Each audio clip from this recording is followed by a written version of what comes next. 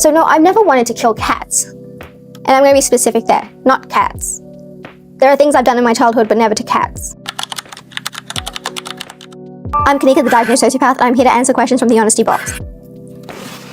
What is your personal definition of a sociopath? Well, to me, a sociopath is someone who has been diagnosed with antisocial personality disorder and has specific antisocial behaviors. I would say a sociopath is someone who does not have empathy, who does not have remorse, and doesn't have guilt. I personally don't think that there's any room in society for guilt because it's just a useless emotion. And the clinical diagnosis, does that differ from that? Sociopathy is not a medical term. So when people talk about it, it's usually informal. I know I use it informally. It doesn't have it is not in the DSM. You need to be diagnosed with antisocial personality disorder, which is characterized by a lack of empathy, guilt, and remorse. A lot of people claim to be sociopaths and they think, oh, I've done bad things before. Am I a sociopath? And the answer is no. Most of you still have empathy, guilt, and remorse, and what people like to call a conscience. We don't have that. Are you born a sociopath or do you become one? So I'm in the firm belief that anyone with factor 1 traits, which is the callousness, the grandiosity, the glibness, the charm, that's all born. You're born with that. And that's where the distinction comes in between sociopathy and psychopathy. So psychopathy is based on the Hare checklist, which is the work of a clinical psychologist who is Canadian. And so there's a lot of traits that can be ascribed to factor 1 versus factor 2. So factor 1 is when you don't commit like crimes out of passion. You don't react out of heat, out of anger in the moment. You react out of coldness and a long calculated strategy. And that's what I believe I have. The thing is I'm not impulsive and reckless. I am when it comes to adventures. I'm not when it comes to revenge and plots. I can spend a year, 2 years working on a plot to get back at somebody. I do not get into fistfights. I do not get aggressive. I do not do things that will cost me my freedom, my life, and my social circle. How can you spot a sociopath? The funny thing is, people think sociopaths are going to be scary in person, that there's a distinction between them and other people. The truth is, there really isn't. What I notice in a fellow sociopath is the eyes. The eyes are pretty soulless. If you see me get angry, you will see my eyes become soulless. But I personally had to teach myself how to blink more often because I was freaking people out. And so that's something that you will notice, the ability to hold eye contact for as long as possible. Usually because we don't have the same stress response as other people, we're also very calm in tough situations, and we're calm when we even get like almost hit by a car, like I was the other day. My heart rate did not go up at all. So when you notice someone who's exceptionally calm, exceptionally good in stress, it's highly likely that they could be a sociopath. Do you have friends? I'm a sociopath. I'm not like a serial killer, okay? Of course I have friends. Like, do you think I'm like AI or something? I have so many friends. I've had long-term friends. I've had people who I find to be disposable. And so I'll get rid of them when they stop having a use. But my real friends who are within the core, they get the best friendship imaginable. Like, I will do anything for these people. But where you'll lose me is consistency. And so whoever falls off based on that, I understand. I'd be annoyed too. What do you look for in a friend? I like someone who is going to be loyal, who will not generally start fights or create a hierarchy within the friendship circle. I don't like hierarchies in those social settings. I need someone who is willing to be there for me at 2 a.m. like I'm there for them at 2 a.m. What percentage of the population has ASPD? I believe it's approximately 1 to 4% of the population has ASPD, and I would say it's probably more than that because women are very underrepresented, and that's probably because our acts are not usually violent because we are small. We don't have the same advantages of men in that domain. Is there an even gender split? No, absolutely not. Men are far more likely to be sociopathic. Men are far more likely to be psychopathic. Men are far more likely to be violent, to be aggressive, and to have the physical size in order to assert that dominance, whereas women just don't have that. Best way of dealing with a sociopath. Okay, so this depends on whether you are dealing with a bad sociopath who you want to get rid of versus someone you want to keep. So if you want to get rid of a sociopath, what you have to do is become exceptionally boring. We cannot tolerate it. We honestly cannot tolerate boredom. So the minute you start being less interesting to us, we'll lose, like we'll drop you. You could become very needy, very clingy, very dull, ugly, gain some weight. That sort of stuff will make us lose interest in you. We are so bored as a baseline. If you bore us even more, we're going to cut you real quick. Like, you'll be out of here in no time. When you say bored as a baseline, what do you mean by that? So I get bored basically just existing. So I don't necessarily feel boredom in the way a child would, but I feel this like sense of restlessness or agitation when I'm not actively a part of something that's going to bring me success or bring me fun. So that's when I start spending wild amounts of money, going on trips I never planned earlier, just forgetting medications and deciding to stop taking them because it's inconvenient going to a pharmacy. That boredom really gets in your bones, and then you just have to do something about it. So it's already so bad. When you exacerbate it, of course we're going to get rid of you. Did you want to kill cats as a child?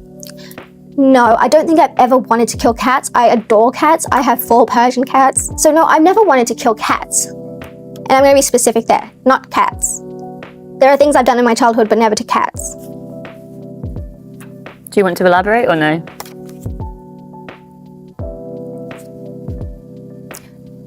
I was a very violent child. I didn't carry that out past approximately 12.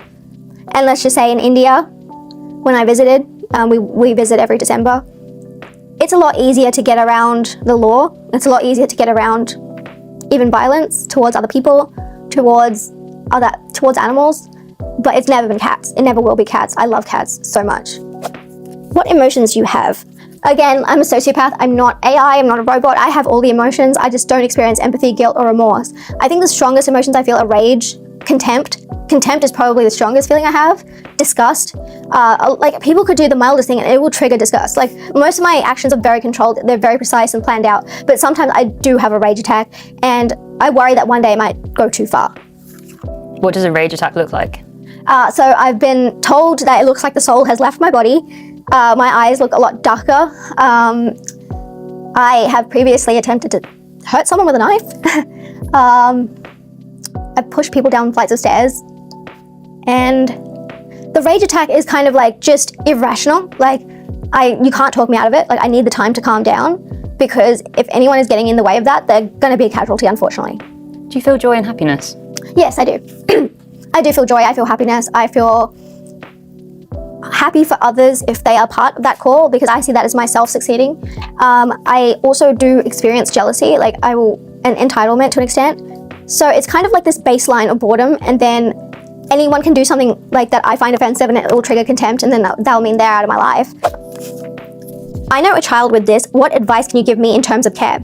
Well, firstly, no child has antisocial personality disorder. All they can have is callous unemotional traits and conduct disorder, which I had. If you have a kid who is showing the kind of callous emotional traits that you would see in a sociopath, it's very important to take that child to the right sort of therapy early. Because even when I was 21, which is when I got diagnosed, my psychiatrist, he's a forensic psychiatrist, he mainly works with prisoners, he wasn't quick to give me my label, because he thought, look, you're 21, your brain's still malleable, we can kind of do what we can to negate these qualities. But eventually he just realized that it was immutable in me. It was completely immutable. There was nothing that they could do to change that. All he could do was show me how bad the prisons were in order for me to not commit strong acts of violence. But yeah, no children can have this, and no child is just a monster from childhood. Like, no child is like that. Like, even when I was 3, I mean, my mum used to call me a monster, which I thought was like quite despicable to say to a 3-year-old, but you know, it is what it is. And you mentioned therapy. What is the purpose of that therapy? What's the kind of end goal? Therapy was, I don't think it was effective in, let's say, curing the sociopathy or psychopathy. It wasn't like that. It was more just managing the symptoms rather than treating them. Because the thing is, with therapy, it can make you worse, because it teaches you how to manipulate more effectively and which language to use to extract the most you can out of other people and still sound decent and humane while you're doing it. So I don't think therapy is necessarily effective, but it is nice to have someone you can vent to who won't judge you, which is fun.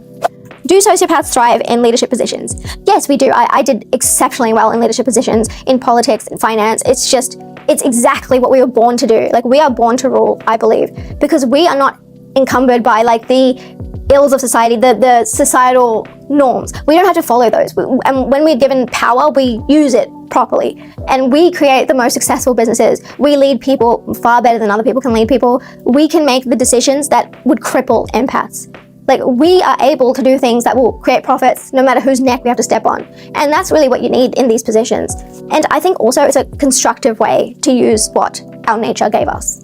Do you think a lot of world leaders are sociopaths or psychopaths? Oh, 100%, 100%. I don't necessarily want to get sued, but so let me just say a lot of world leaders are very sociopathic, if not full-blown antisocial personality disorder. What stops you from acting out when someone like Bundy didn't?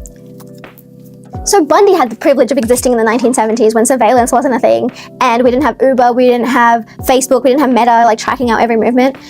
When the police didn't understand how DNA worked, that was something that Bundy was very, very privileged to have. Unfortunately now, one thing is I don't have the size advantage. Like, I would have to do something very stealthy if I'm trying to get rid of somebody, whereas a man can use physical strength to overpower somebody, which I think Bundy he had the freedom to do it, he had the motive to do it. That was the only thing that really gave him joy, whereas I can get joy out of other domains, even if it means like turning down my sadism.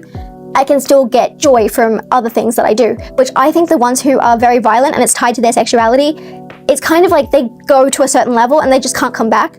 And so I always try to understand where that threshold is for me and understand that if I go past that, I'm going to throw my entire life away. And I can throw minor things away. Like I can throw away a year or like 2. But if I commit an act of brutality, there's like a 99% chance I will get caught because I'd be sloppy. Like Bundy himself was also sloppy, but a lot of them weren't. A lot of them were clean about what they did.